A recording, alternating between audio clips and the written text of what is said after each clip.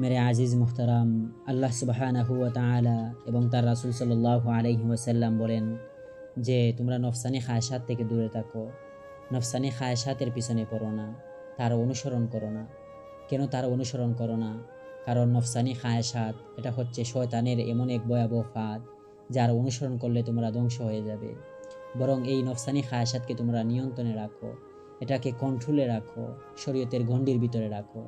যদি তোমরা এটাকে কন্ট্রোলে রাখতে চাও, তাহলে শুরুতেই এই নফস তোমাদেরকে সংকুচিত করে ফেলবে। কষ্ট হবে, দুঃখ আসবে, পেরেশানি হবে। অন্তর একটা কাজ করতে চাচ্ছে, কিন্তু এটাকে প্রতিহত করতে হবে। অন্তর চাচ্ছে যে টিভি দেখো, তাতে যে খারাপ খারাপ ফিল্ম আসছে এগুলো দেখো। নফসের এই তাকাজা হচ্ছে। যখন মানুষ কোনো খারাপ কাজের অভ্যস্ত হয়ে যায়, তখন তাকে বলা হয় এটা দেখো না, এটা করো না, এই নফসের তাকাজার উপর আমল করো না। যদি সে না দেখে এবং চোখকে এর থেকে বিরত রাখে, তাহলে শুরুতে এটা তার জন্য কিছুটা কষ্টের হবে, কিছুটা খারাপ লাগবে। কারণ এগুলো দেখে সে অভ্যস্ত। হঠাৎ এগুলো ছাড়ার কারণে তার মনে আনন্দ আসছে না। কিন্তু সঙ্গে সঙ্গে আল্লাহ সুবহানাহু ওয়া তাআলা এই নফসের মধ্যে এমন বৈশিষ্ট্য রেখেছেন, যদি কোনো ব্যক্তি এই কষ্ট ও পেরেশানি সত্ত্বেও একবার এটাকে নিয়ন্ত্রণ করে ফেলে, চাই কষ্ট হোক, দুঃখ আসুক, চাই মনে খারাপ লাগুক, তখন এই কাজ করব না। যেদিন এই ব্যক্তি নফসের সামনে এভাবে কঠোরতা করবে, ওই দিন থেকেই এই নফসানি খায়সাত নিজে নিজেই দুর্বল হতে শুরু করবে। এই নফস এবং শয়তান দুর্বলদের উপর বাঘের ন্যায় হয়ে থাকে।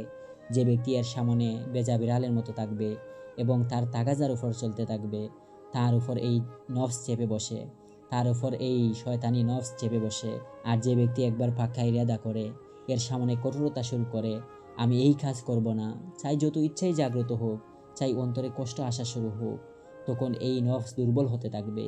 এবং এই কাজ না করার কারণে প্রথম দিন যে কষ্ট হতো, দ্বিতীয় দিন তার চেয়ে কম কষ্ট হবে, দ্বিতীয় দিন যে কষ্ট হতো, তৃতীয় দিন তার থেকে কষ্ট আরও কম হবে। এভাবে কষ্ট কমতে থাকবে। একদিন একেবারেই কষ্ট চলে যাবে এবং তার অভ্যাসে পরিণত হয়ে যাবে। এই জন্য মেরে আজিজ মোহতারাম, আপনাকে আমাকে যদি এই নফসকে কন্ট্রোলে রাখতে হয়, শরীয়তের গণ্ডির ভিতরে রাখতে হয়, তাহলে আমাদেরকে প্রচুর মেহনত করতে হবে, নফসের সাথে মুজাহাদা করতে হবে, চেষ্টা করতে হবে। আর আল্লাহ পাক রব্বুল আলামিন বলেন, ওয়াল্লাযীনা জাহাদু ফীনা লানাহদিয়ান্নাহুম সুবুলানা ওয়া ইন্নাল্লাহা লামাআল মুহসিনিন। যে সমস্ত লোকেরা আমার জন্য চেষ্টা করে, তাদেরকে অবশ্যই আমার রাস্তায় পৌঁছে দেই। ওয়া ইন্নাল্লাহা লামাআল মুহসিনিন। আর অবশ্যই যারা নেককার বান্দা আছে, আমি আল্লাহ সুবহানাহু ওয়া তাআলা নেককারদের সঙ্গে আছি।